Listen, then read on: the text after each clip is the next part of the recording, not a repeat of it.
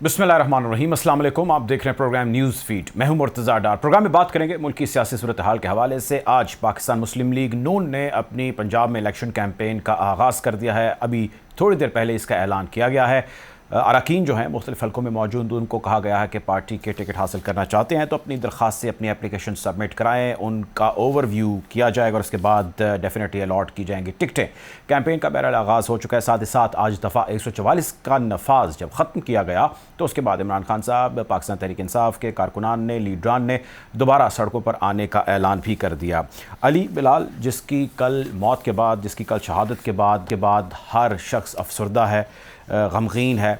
Postmortem report उसकी सामने आई है और अभी तक ज़राए से जो मिलने वाली ख़बरें हैं उसके मुताबिक उस पर बदतरीन तशद्दुद किया गया है। ये सारा मामला है क्या कल जो 144 नाफिज हुई उसका इतलाक़ फौरी तौर पे हो जाना और इंटरिम गवर्नमेंट को हासिल जो मैंडेट है और उस मैंडेट को सामने रखते हुए, आइन और कानून के दिए गए मैंडेट को सामने रखते हुए वो अभी तक क्या परफॉर्म कर रहे हैं, किस डायरेक्शन, किस समत में बढ़ रहे हैं और लोगों का इस हवाले से क्या नैरेटिव है, उसको भी आज प्रोग्राम में शामिल करेंगे। गुफ्तगू का बाकायदा आगाज़ करते हैं। प्रोग्राम में मुझे ज्वाइन कर चौधरी साहिबा सीनियर जर्नलिस्ट हैं, एनालिस्ट हैं, welcome to the show. Musarrat Jamshed Cheema साहिबा हमें ज्वाइन कर रही हैं, पाकिस्तान तहरीक इंसाफ की सीनियर रहनुमा, welcome to the show. Musarrat साहिबा, गुफ्तगू का आगाज़ मैं आपसे करना चाहूँगा। सबसे पहले तो मैं जानना चाहता हूँ, ये फरमाइएगा कि अली बिलाल जो जिस कारकुन की डेथ हो गई उसके हवाले से आप क्या कहना चाहेंगी? फैमिली के साथ मुलाकात खान साहब की, उनके वालिद के साथ हमने देखी, उसका जनाजा हुआ, पोस्टमार्टम की रिपोर्ट सामने आई, खान साहब ने कहा इसका केस मैं ख़ुद लड़ूंगा। क्या कहेंगी इस सारे वाक़े के ऊपर? बिस्मिल्लाहिर्रहमानिर्रहीम। बहुत शुक्रिया मुर्तज़ा।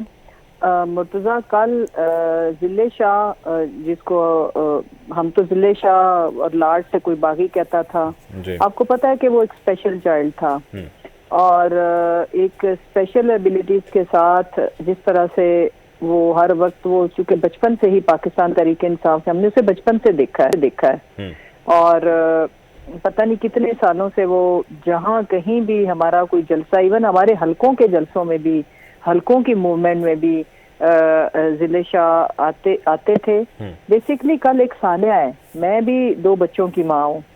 कल पाकिस्तानियों के दिल दहल के रह गए कि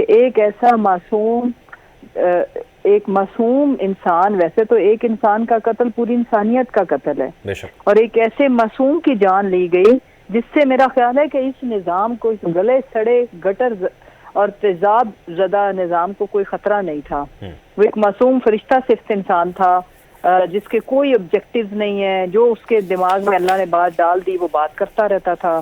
और ज़िले शाह हम इसलिए कहते थे कि ज़िले शाह एक शान की ने कोई फिल्म थी तो वो उसको इतना अच्छा करता था, तो हमारे जलसों में और धरनों में जी, तो उसका नाम ज़िले शाह पड़ गया और फिर हम सारे उसे लाड से ज़िले शाह कहते थे। ये पीटीआई वालों ने उसका नाम रखा था और अब उसका असल नाम तो किसी को पता भी नहीं था।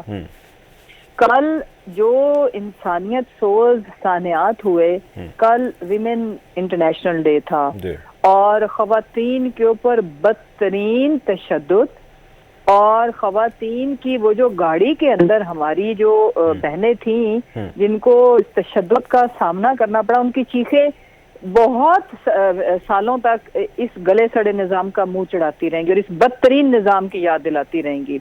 और फिर हमारी बहनों के कपड़े फाड़ दिए गए। कल जो इंसानियत सोज वाक़यात कौम ने देखे वो कभी, और एक बच्ची ने जो सवाल उठाए हैं वो हम सब के लिए काफ़ी हैं कि क्या हम कोई फ़लस्तीनी है और आप कोई इसराइली हो। दूसरा सवाल उसने ये उठाया कि आप कोई इंडियन हो और हम कोई कश्मीरी हैं। ये सवाल मुंह पे तमाचा है इस निज़ाम के, और स्पेशली ये जो जरदारी का पालतू जिसका नाम नकवी है, इसके पास कोई मैंडेट नहीं है। ये इंटरिम सेटअप के लिए मुसल्लत किया गया था। पाकिस्तान के ऊपर इस वक्त बदतरीन इस्तेहसाली तबका हमारे ऊपर मुसल्लत किया गया है।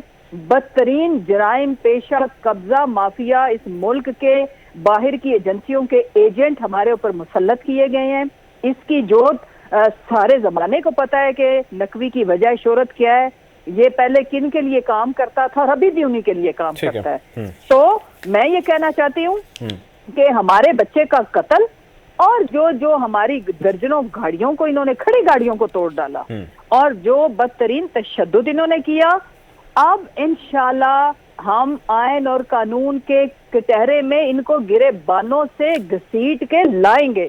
इनको इस सारे जुल्म का हिसाब देना पड़ेगा। ये मासूम जाने, पहले इन्होंने पहले एक कारकुन पुल से नीचे गिराया। ये डराना धमकाना चाहते हैं लोगों को कि माएं अपने बच्चों को जलसों में ना भेजें। हम ये भी कर सकते हैं। अब चूंकि हमारी खवातीन मिडिल क्लास की और तमाम कल आपने देखा है फर्स्ट टाइम औरत मार्च के अंदर क्या नारे लगे हैं। अदरवाइज तो हर दफा उनका जो भी मार्च होता है वो उसका शिकार हो जाता था तनाज़ात का। कल आपने देखा और फिर उनके ऊपर भी इस्लामाबाद की सड़कों में उन्हें घसीटा गया, उनके ऊपर तशद्दुद किया गया। बिल्कुल उसकी कोई जस्टिफिकेशन है। और वो एक महारानी, वो जो एक क्वीन प्रिंसेस आके जिसको जो सारा दिन गंदी वीडियोस का वो तज़किरा करती है, मुर्तजा सारा दिन वो ऑडियो वीडियो सेंटर चलाती है, सारा दिन वो लोगों की बापर्दा घर में बैठी हुई औरतों की बेइज्जती और तौहीन करती है, मर्दों को गालियां बकती है स्टेज के ऊपर। एक सेकंड लेट मी कंप्लीट। जी आसमा चौधरी साहिबा, ये फरमाइएगा कि कल जो कुछ हुआ वो हमने देखा, लेकिन ये कुछ महीनों से ज़रा जब से पंजाब के अंदर इंटरिम सेटअप आया है, हम चीज़ें देख रहे हैं, केपी के अंदर आया चीज़ें देख रहे हैं। मैं आपसे जानना ही चाहता हूँ, लोग ही जानना चाहते हैं,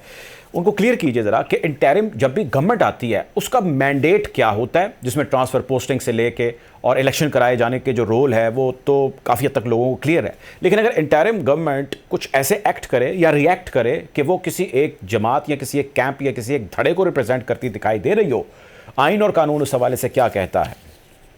देखिए, आइन और कानून मुर्तज़ा इसमें बिल्कुल वाज़े है कि जो निगरान गवर्नमेंट होती है, निगरान जो केयर टेकर गवर्नमेंट कहलाती है पाकिस्तान के आइन और कानून के मुताबिक, वो सिर्फ और सिर्फ साफ और शफाफ इलेक्शन के हद तक उसका एक केयर टेकर का रोल होता है। उसमें उसका कोई दूसरा रोल नहीं होता कि वो आते ही ट्रांसफर पोस्टिंग करे, अपनी मर्जी के अफसरान को लेकर के आए, या फिर कोई रैली निकल रही है, सियासी जमात कोई एहतजाज करने जा रही है तो आप उस पर पथराव करें, शेलिंग करें, लोगों को ताकत से कुछ नहीं। ये कोई मैंडेट नहीं है पाकिस्तान के आइन और कानून में, कहीं नहीं लिखा कि निगरान हुकूमत आएगी कि जी वो अपनी मर्जी के अफसरान को ले आएगी, ट्रांसफर पोस्टिंग करवाएंगी या फिर लोगों को मारे पीटेगी। ये कहीं नहीं लिखा। उनका काम सिर्फ इलेक्शन कराना है। इलेक्शन के लिए जो ताउन हो सकता है इलेक्शन कमीशन के साथ, वो एक निगरान हुकूमत करती है, जस्ट वो एक निगरानी का काम करती है, केयर टेकर का काम करती है। उसके अलावा उसका कोई सियासी रोल नहीं होता या दीगर कोई इंतजामी मामलात के हवाले से वो कोई बड़े डिसीजंस नहीं ले सकते, इवन कोई ग्रांट्स वो नहीं लोगों को दे सकते। वो सिर्फ मामलात जो चल रहे होते हैं, इंतजामिया जैसे चला रही होती है, उसकी निगरानी करने आते हैं। लेकिन यहाँ तो हम देखते हैं माजरत के साथ, जब भी केयर टेकर गवर्नमेंट बनती है पाकिस्तान के अंदर, खुसूसन अभी जो बनी है उस पर तो बहुत सारे सवालात उठ रहे हैं। उनकी जो कैबिनेट के लोग हैं, जो चीफ मिनिस्टर हैं, उनकी अपनी कारकर्दगी पर बेतहाशा सवालात उठ रहे हैं। और कल जो लाहौर के अंदर जो कुछ हुआ वो भी देखिए सबके सामने है। कोई निगरान हुकूमत में तो कल वो मौसूफ है जो वजीर इत्तलात है, मैं उनको सुन रही थी पंजाब हुकूमत के, वो जिस तरह से बढ़ के मार रहे थे, जिस तरह वो चैलेंज कर, भाई आप तो सियासी बयान किसी हद तक नहीं दे सकते। आप कैसे कोई सियासी बयान दे सकते हैं कि जी फलां के साथ हम ये कर देंगे, फलां अदालत में पेश नहीं हुआ, हम उसके खिलाफ। तो आसमा चौधरी साहब लोग कर रहे हैं कि जी आप किस तरह जो है पॉलिटिकल स्टेटमेंट्स या बयान बिल्कुल भी आप इवन पॉलिटिकल स्टेटमेंट नहीं दे सकते, आप कोई इनॉग्रेशन नहीं कर सकते, इफ्तिताह नहीं कर सकते, कोई फीते नहीं काट सकते। मुसरत जमशेद चीमा साहबा ये फरमाइए कि अब ज़ाहिर है जो कुछ भी इमरान खान साहब कह रहे हैं, लोग उसको सपोर्टर, उनके वोटर जो है वो उसको फॉलो कर रहे हैं, लेकिन वो कहें लोगों तक वो बात पहुँचे तो फिर ज़ाहिर है यकीनी तौर पर उनका मैसेज ज़रा ज़्यादा स्ट्रॉन्ग चला जाता है। पैमरा ने आज बैन जो है वो लगाया था, वो हटा दिया गया अदालत की जानिब से। आप इसको पॉजिटिव समझती हैं? आपके ख्याल से मुस्बत इक़दाम है, ऐसे हुआ जैसे आप चाहते थे? मुर्तज़ा, सबसे पहले तो मेरा सवाल है, पैमरा में जो ये फैसले कर रहे हैं कि अगर ऑनरेबल जो हमारी कोर्ट्स हैं उन्होंने ये जो पाबंदी है उसको ख़त्म किया है, तो इसका मतलब ये है ना कि कोई खिलाफ वर्जी हुई नहीं थी। मेरा तो सवाल ये है कि पाबंदी लगाई क्यों गई? दो सवाल हैं। उन्होंने जिस इदारे का नाम लिया वो इदारा सामने आए और अपना प्रेस कॉन्फ्रेंस करे। वो इलेक्शन कमीशन है, वो नैब है, वो FI है, या वो कोई और इदारा है, वो आके बताए कि जी हमारी ये तौहीन हुई है। वो अदलिया है, वो कोई भी इदारा है, वो ब्यूरोक्रेसी है, वो आके चाहिए और उनको बात टेबल करनी चाहिए। फिर अगर किसी इदारे में बैठी हुई किसी अलग शख्सियत का नाम लिया तो वो भी आके हमें बताया जाए, उनकी तरफ से प्रेस रिलीज होनी चाहिए, उनकी तरफ से एक ऑफिशियल स्टेटमेंट आनी चाहिए। फिर पैमरा की गैरत हरकत में आए, वो कानून हरकत में आए और वो कह जी फलां फलां इदारे की और फला इदारे में बैठी हुई आला शख्सियत की इज्जत मजरूही तो मैं पाबंदी लगा रहा हूँ। ये बेहूदगी और ये जो आइन के साथ और आइनी इदारों के साथ जो खिलवाड़ हो रहा है ये कौम माफ नहीं करेगी। और जो भी अवामी, लेकिन अब तो हट गया ना वो जो देखें जो पैमरा ने कहा था वो हट गया ना, अदालत ने हटा दिया ना। मैं उसी की तरफ मुर्तजा आ रही हूँ। और अवामी हुकूमत जब आनी है ना तो इंशाल्लाह ये गैर आइनी इक़दामात, ये जो आइन शिकनी की जा रही है और आइन को रौंदा जा रहा है और इंसानी हकूक को पामाल और इस्तेहसाल जारी है, इसका बदला लिया जाएगा आइन और कानून के दायरे में। अच्छा हो गया पैमरा से कोर्ट ने वो पाबंदी हटा दी। मुझे ये बताएं उसके बाद आज चेयरमैन इमरान खान साहब की क्यों नहीं स्पीच लाइव दिखाई गई? हमें चैनल्स बताएं कि उनको, क्योंकि फर्दन जब स्पीच हो रही थी तो हम उनकी जो मीडिया टीम है हम वहाँ मौजूद थे, हम देख रहे थे कि नहीं आ रही थी। हमारे लोगों को जब हमने उधर पता लगाया कि GNN ने थोड़ी सी चलाई है, capital, we are thankful to you, आपका चैनल आप लोगों ने चलाई है, उसके बाद से तमाम चैनल्स ने नहीं चलाई। पूछने पे हमें ये इन्फॉर्म किया गया कि जी पैमरा की हमें शदीद दबाव है, कॉल्स आ रही हैं कि ना चलाया जाए। हम कल कोर्ट में जाएंगे, हम ये पूछना चाहते हैं कि ये पैमरा खुद कर रहा था या पैमरा को कौन कॉल करके कह रहा था कि ये इनकी स्पीच नहीं चलनी चाहिए?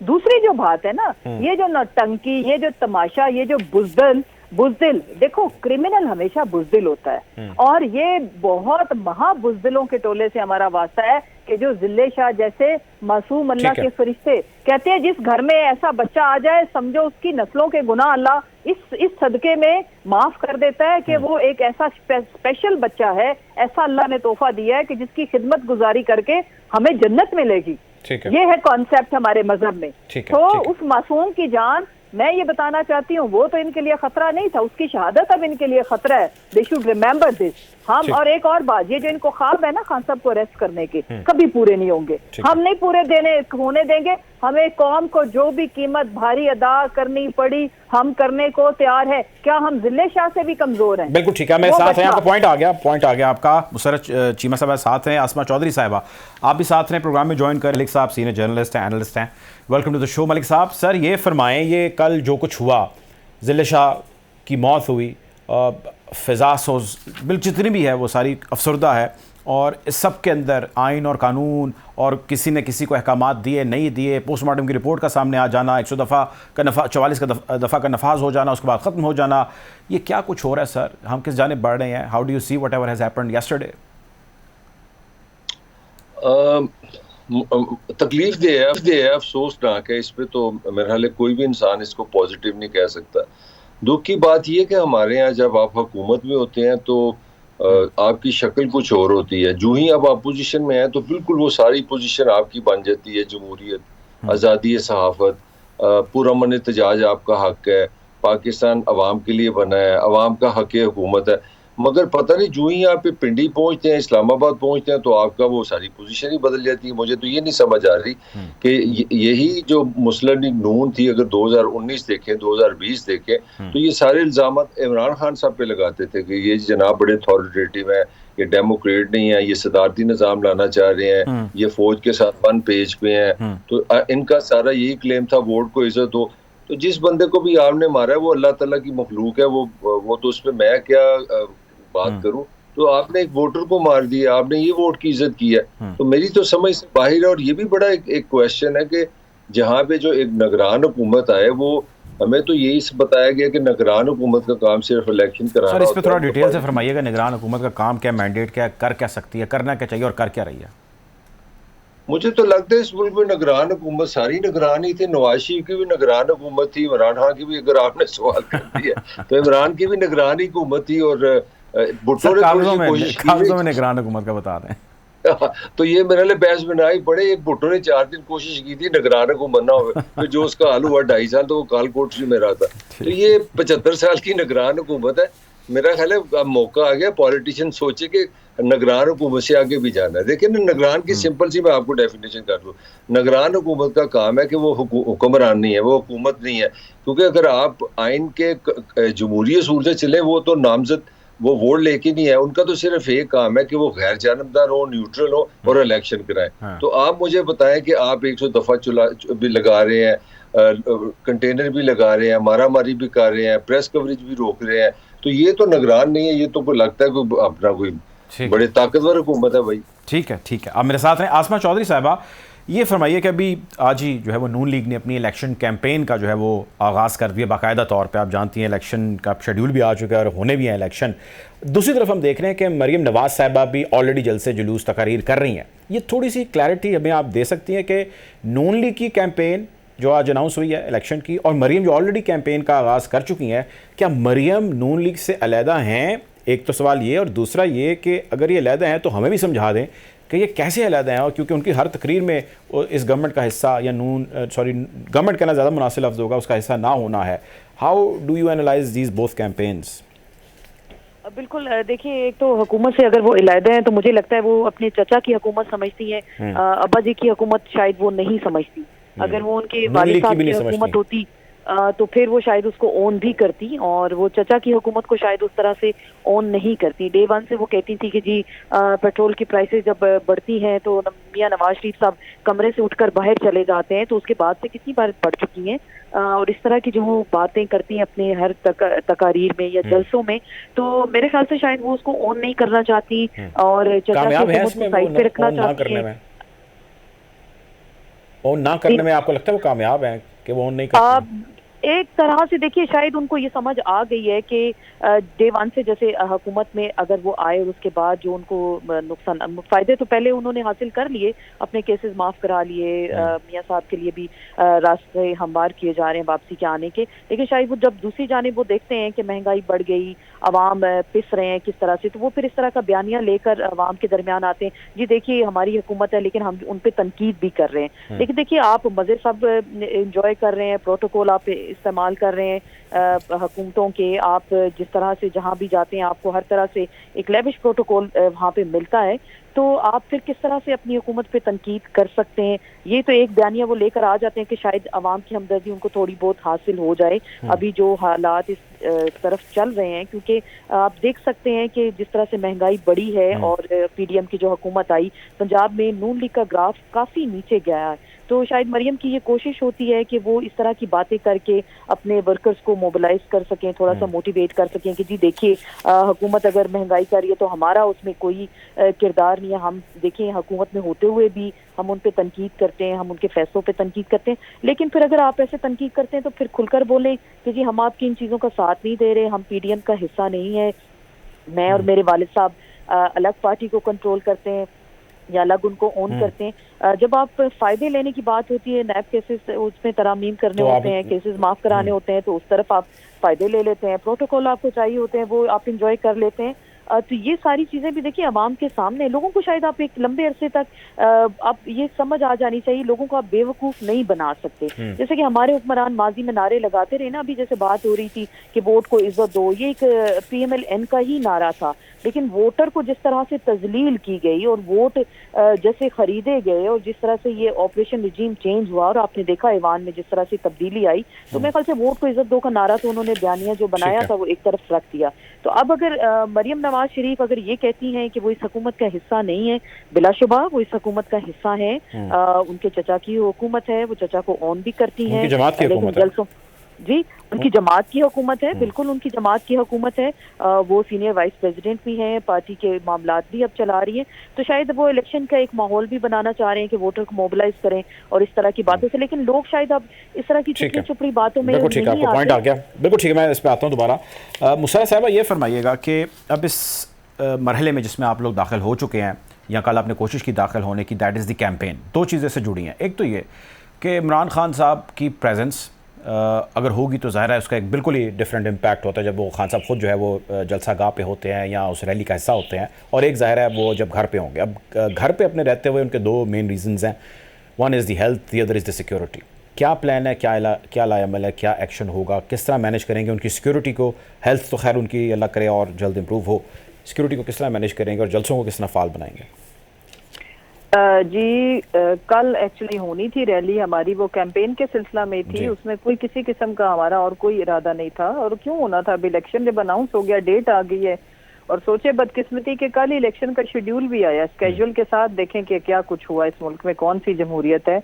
और मैं अभी भाई की बात से एग्री करूंगी कि वाकई हम सारे ही जो है ना इंटरम सेटअप और में ही चल रहे हैं और कोई किसी की इस मुल्क में बहरहाल अवाम की राय की तो कोई वक़्त नहीं है इस वक्त तक, और ये 75 सालों से होता आ रहा है। जहां किसी ने आवाज उठाने की कोशिश की उसे हमेशा के लिए खामोश कर दिया गया।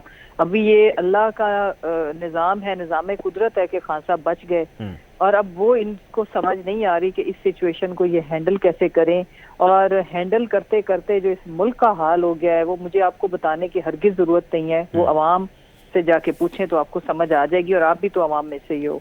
दूसरी जो बात है, देखें हमारा जो लाया अमल है वो ये कि इन्होंने अपनी नालायकियों और बेवकूफ़ियों और माशाअल्लाह से तजर्बाकारियों की वजह से हमारी कैंपेन कर दी है पूरे मुल्क में।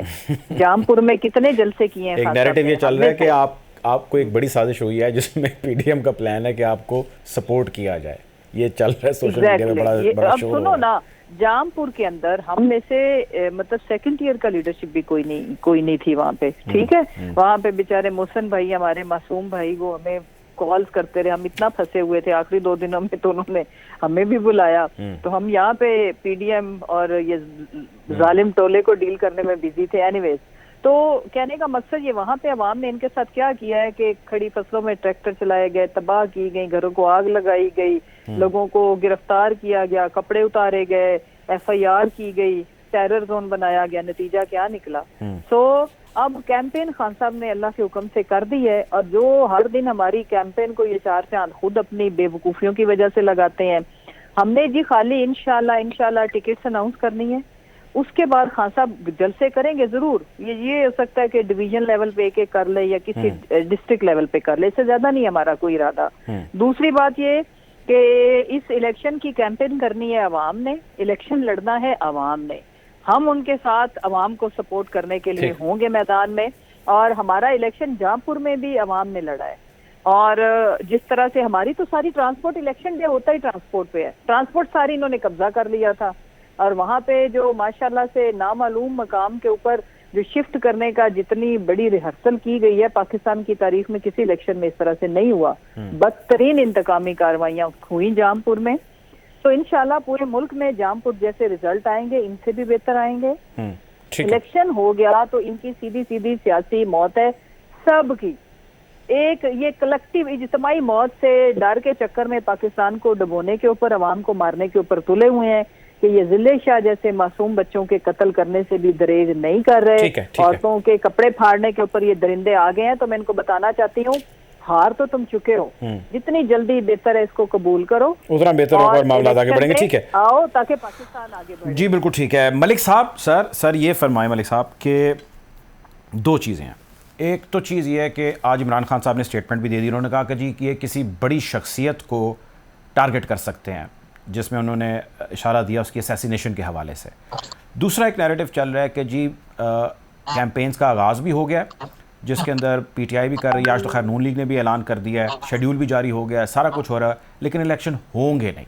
कोई ऐसा रीज़न बनाया जाएगा, कुछ ऐसा किया जाएगा कि पंजाब का एटलीस्ट इलेक्शन ना हो, क्योंकि पंजाब लीड्स द पॉलिटिक्स। आपको लगता है ये मफरूज़ा ही है या इसमें कोई हकीकत हो सकती है?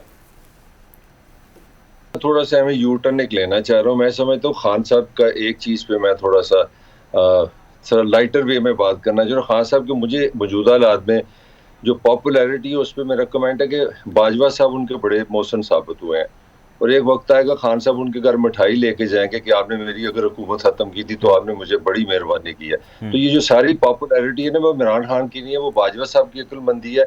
उन्होंने इनको निकाल दिया, और सारी जो कारकर्दगी का वो रोना धोना था ना, वो सारा वो एक लंबी बहस हो जाएगी कि ये सबको नजर आ रहा था कि पाकिस्तान इकोनॉमिकली कोलैप्स कर रहा है। तो मुझे लगता है कि अगर कोई इमरान का दोस्त है, ये मोहसिन है, वो जनरल बाजवा है, उसने उससे जान उसकी छुड़ाई। ये अभी मैं शुगल भी छुपाई है ना कि असल दोस्त का तो जिक्र ही नहीं करते पीटीआई वाले, जिसने जान छुड़ाई नहीं। तो ये सारा प्रेशर इमरान पे रहना था। आप भी जर्नलिस्ट है, मैं भी जर्नलिस्ट हूँ। अब जिस पॉइंट पे आप आ गए हैं ना, मैं अपनी अक्ल से और थोड़ी सी खबर से समझता हूँ कि इलेक्शन नहीं होंगे। उसकी वजह ये है कि ये सारा कुछ इस तरह बनाया जा रहा है कि बज़ाहिर के हम, क्योंकि आपको पता है पाकिस्तान की खूबसूरती है, 75 साल में हर काम अदलिया के मुताबिक हुआ है। हम आइन का भी बड़ा एहतराम करते हैं, हम कानून का भी बड़ा एहतराम करते हैं, जमहूरियत भी हमारे खून में बसी हुई है, ये भी मसला है हमारा। तो 3 इतने शदीद हमारे मसले हैं, हम ना तो कर नहीं सकते, मजबूर लोग हैं। तो बड़ी रियासत हमारी पता है बड़ी कानून और अपना अदलिया के साथ चलती है।